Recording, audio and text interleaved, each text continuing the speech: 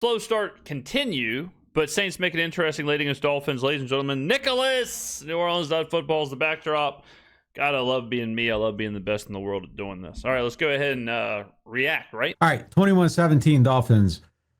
A compelling game, honestly. Yeah, a couple things to get into. I think the starts are abysmal. I mean, it's embarrassing at this point to see how these games start out. I did a study last week. It was like a 100 quarterback rating in games last year where Spencer Rattler was the starter. Banged up team, banged up line, banged up receivers. Alvin Kamara hurt. Just in disarray as a team. They were still moving the ball in those games. These games, they aren't. And it's like a 60 quarterback rating. 2 interceptions, no touchdowns, 6 yards of pass coming into today. Probably, those numbers all probably went down today. The starts are insane. 0 points first quarter, 0 points second quarter, 8 in the third, 9 in the fourth. Like, why? Why is this so bad? The rhythm is just, you're underwater before you even get started. It's an impossibility. And those are the scripted plays. Like, they're the plays that you're sitting down Tuesday till whenever, Saturday. Yeah, I mean, and Kellen has talked about this a little bit and given his reason for why. And his reason, or one of his reasons, is that they can't run the ball early. And it puts them in bad, they have bad first and second downs, which leads to a bad third down. I mean, I know in the Dolphins game at one point, it was 3rd and 2 in the second half, and they showed the average third down. The average third down was 3rd and 8. So that's a big problem early on, is just they can't get going. They can't sustain anything because of those bad first and second downs. So that's something that's contributing to it. Now, 12 weeks in, there's a lot contributing to it. But Saturday morning, Sunday morning, whatever. And your script's obviously done probably by Friday, but I'm just saying, like, those are the plays that you're sitting down, you're putting on a list. This is how we want to attack Miami. This is what we want to do to them. We want to build this off of this. We're going to call them in this order. We're going to go through these. We're going to be. Here's what I think they should do at this point. I think they should start off the game in like a 2-minute tempo, just kind of running and gunning. And I don't mean like no huddle, whatever, but I mean just like quick one read, boom, get the ball out, get to the line, like play with a little bit of tempo, play a little bit different than I guess you would at the start of a game. Now, you always run the risk of getting out there, going 3 and out, but at the same time, it's like, well, that's what we do anyway. So whatever, no harm, no foul. Just try something different. That's at this point, I remember like Little League baseball. I remember whenever we were like losing a lot, or even like high school baseball or whatever, and you needed to just kind of get a new like feeling. Sometimes we'd have a practice where everyone played different positions. Like if you were the second baseman, you'd play left field. The center fielder is all of a sudden playing first. The catcher is playing shortstop. The shortstop is playing, right field or whatever. And even it's like, look, let's just feel different. Like let's just get loose. Let's just see things from a different angle. Let's just try something, even if it's just for one practice or one inning or a game that doesn't matter or whatever. That's almost where the Saints have to be when it comes to these like first quarter, first halves, especially the first quarter. The first halves have been bad, but the first quarter has been even worse.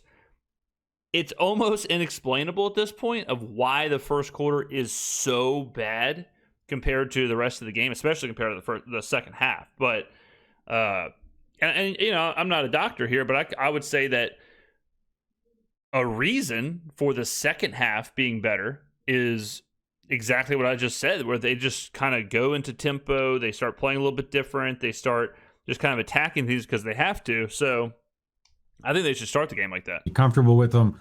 We're going to execute them and we're going to get going. And they can't. And it seems like a lot of times, like this offense only really gets going outside of the structure. 2-minute drill, quarterback extending plays. There's problems here that they gotta figure out. And it's not all personnel. I watched the personnel. That is for sure. And we've been saying that for a while. And, we said that with Rattler and Shough. It is kind of a personnel thing as far as like the ceiling. Like, yeah, the roster isn't like, it's a personnel issue in the sense of we're not a playoff team. We're not, like whatever. Like, yeah, our talent's not at that level, the offensive line, whatever. But it doesn't explain the futility of the first quarter. It doesn't explain how, like, the slow start and things like that, because those same players are doing it later in the game or in different spots or whatever. So, I mean, I've said this for 2 weeks, but it is a Kellen thing. Like, he's the one that's going to have to figure out what in that rhythm, what in that whatever is broken. And it's funny, we released a video Tuesday morning comparing the Eagles Kellen Moore to the Saints Kellen Moore to the Clint Kubiak Saints, and the Eagles Kellen Moore had the exact same problem. Exact same problem. Not just the Eagles Kellen Moore, but dating all the way back to the Chargers Kellen Moore was having trouble in the first quarters, having trouble with rhythm and keeping things kind of consistent and whatever. And until he finds it, he's basically experimenting in real time, and he's trying all this stuff out in real time, week to week. And on one hand, it's kind of impressive that he's willing to do that. Like, it's impressive that he's willing to explore and experiment in the game and in real time on a week to week basis. And if it works, cool. If it doesn't, we'll move on to something else. If 10 carries for Taysom Hill works, cool. If not, we won't run him next game. You know, like, there's not a lot of coaches that'll do that. And I'm not saying it's a positive or a negative. I'm just saying it's kind of impressive that just to see. Like, I think it's impressive to go from, or maybe not impressive, maybe not the right word, but intriguing, that he is willing to say, nope, Taysom Hill is the leading back in this backfield. He is going to get 10 carries, whether it's from quarterback power or fullback draws or halfback dives or whatever. And then 7 days later say, yeah, we scrapped all that. We threw all that in the trash. All those plays are out. We're not doing any of that, no matter what. 4th and 1, yeah, LOL. Tyler Shough's doing a quarterback sneak here. I know last week it was all Taysom all the time. This week, nah. Devin Neal, Tyler Shough, Evan Hull, Taysom, not happening. I'll execute early in games last year. The flip side of that is they were terrible in the second half of games last year in those games.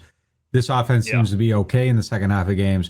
They came out in the third quarter on fire, looked good. That was a good sign. So it's not like all hope is lost or anything. But yeah, I mean, Kellen, and I know I'm going to keep referencing this video I just did because it was so interesting with the Kubiak-Kellen thing. But yeah, Kubiak's issue was, well, the issue, it was thought to be that he couldn't adjust at halftime, and he was a very, like, this is what we're going to try and do. If you stop it, we're cooked. This is the plan. If you stop it, I got nothing. Whereas Kellen is the ultimate, like, okay, we have 12 yards at halftime. I'm going to adjust some things. Okay, now we have 250 yards in the second half. And it's like, well, what the hell just happened? So Kellen has proven he is really, really good at adjusting and kind of seeing the game and seeing how things are unfolding and then making the move. If he could just figure out the beginning, if he could just figure out the early start, we'd be rocking and rolling. You got to figure out how to start these games. It's the biggest problem with this team. You got to get off to better starts. I don't know how you get to that or how it looks better, but it's something that the Saints do have to figure out. It's a net zero, too. It's not like, well, you know, they're averaging 10 points in the first quarter, and if they got it to 17, it's zero. Like, we're doing nothing. We are 0-11-1 in first quarters this year. That is 11 losses and 1 tie, okay? And I'm sure that tie was 0-0. Like, it's not, we're not asking for much here. We are asking for, like, an opening drive touchdown. We're asking for, like, a field goal in the opening drive. We're asking for just points or success or something, or play with a lead. That's where we're at. We're going to talk about Shough when Tripp comes in from Miami. He was out there in Miami for the game. You know, the other thing that I will point out too is that, like, I don't think today was a bad day for the Saints. You saw it was, but it wasn't. And we said this in the Miami recap. The Saints are the ultimate Jekyll and Hyde. They are the duality of man. They are, but they are not. The Saints in one game can be the worst offense you've ever seen. And then, well, actually, this is pretty positive for the Saints. They had 1 first down going into halftime. They had 30-something yards of offense. They had 0 points. They end the game with more first downs than the Dolphins. They end the game with, I think, either the same amount of yards as the Dolphins or maybe a couple yards more, couple yards less, somewhere in there. They dominated the second half. I think they ended up with more time of possession. And they're basically playing a 2-quarter football game. They did all of that in the third and fourth. So on one hand, yeah, and even Tyler Shough, I know we're kind of doing like a recap here, just like the same thing we did in the recap, but Tyler Shough, some great things, touchdown passes, whatever, but then the pick two and throwing the ball away at certain times, holding the ball, it's like there's so much good and bad. Olave, some good catches here, and then just balls going through his hands. Pause. Like just as good as the Carolina performance was from Olave, then you have like this catch against the Dolphins that would have possibly won the game, or even some of the drops earlier in the season where it's like, man, those are just routine plays. I'm not saying the Dolphins one was routine, but he absolutely should have had it. The pick six, pick two, whatever it is, awful play. Such a stupid way to lose a game. You don't give yourself a chance to field goal. Horrible pass there. But I thought Shough made a couple plays, and you saw him throw the game winner to Olave. Olave doesn't catch it. If he catches it, that's the game winner. I think you feel great about the quarterback in that instance. You kind of overlooked the 3 turnovers. So that was a good thing, and it didn't actually happen. So I'm reluctant to say this, but as a whole, getting the plays from the spots where they matter while not impacting your draft position isn't the worst thing in the world. And look, I know you guys want to see wins. I get it.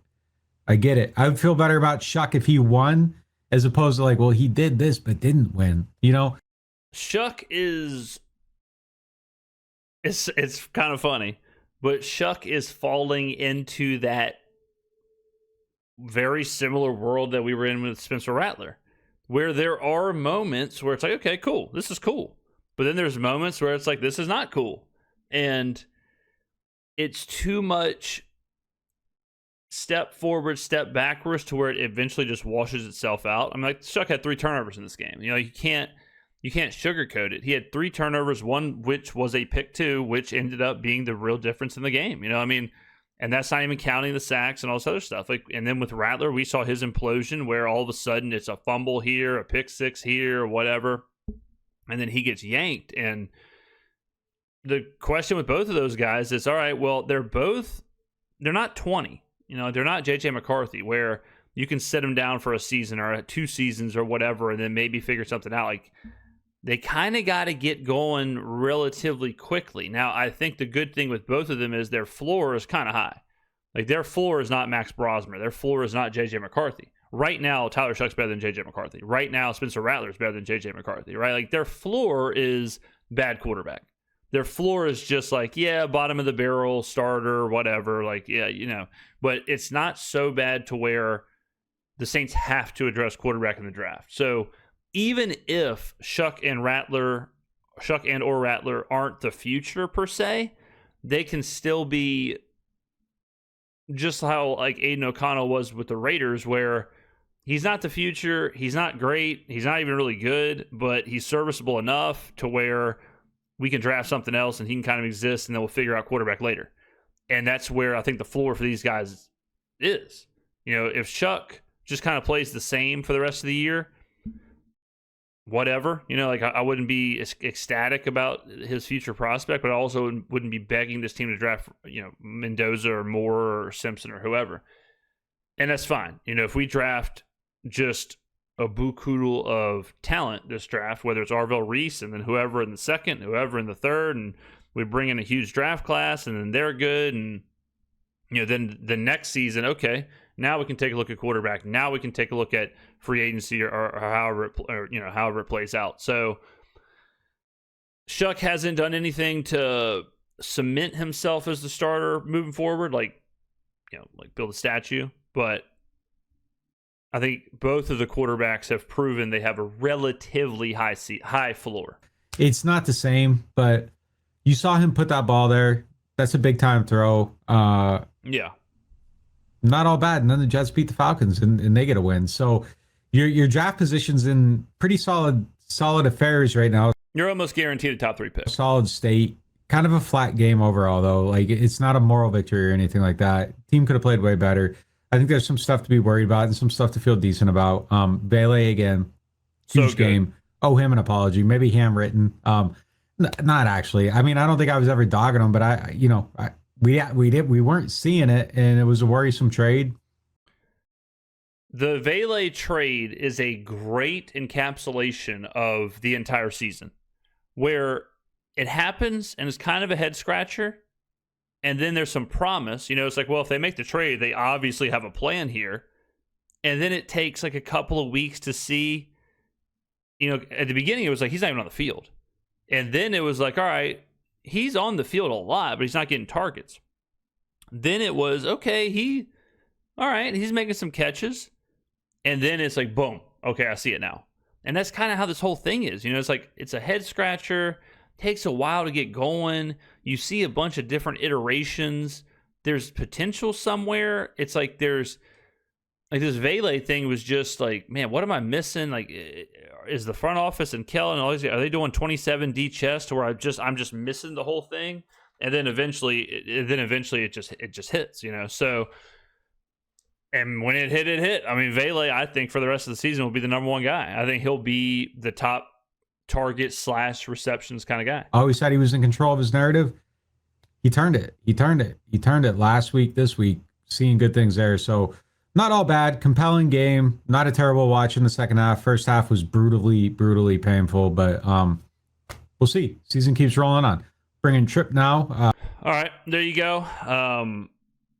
We'll watch the Trip one separately. We'll do 2 videos of that. This one's already 16, 17 minutes long. All right, ladies and gentlemen. Crazy season, man. Like, it's a crazy season. It really is. Like, it's hard to get a grasp on any of it. It's hard to get a grasp on the offense. It's hard to get a grasp on some of these maneuvers, like the Vele thing. It's hard to get a grasp on Shough or Rattler or whatever. It's just, we truly are watching like a very fluid situation. It's a very fluid deal. It's almost like trying to come up with like a recap or an evaluation of like preseason, where everything you see is just could be the thing, could be not the thing. You're almost like grasping at air. Like what you see one week might not be at the next week, and it's just kind of a crazy season for sure. And we just got to kind of honestly got to take it game by game. I mean, like right now, like think about this. The Vele trade happened. Think about the conversation with the Vele trade since the trade happened to the day before the Dolphins game. Now think about the conversation the day after the Dolphins game.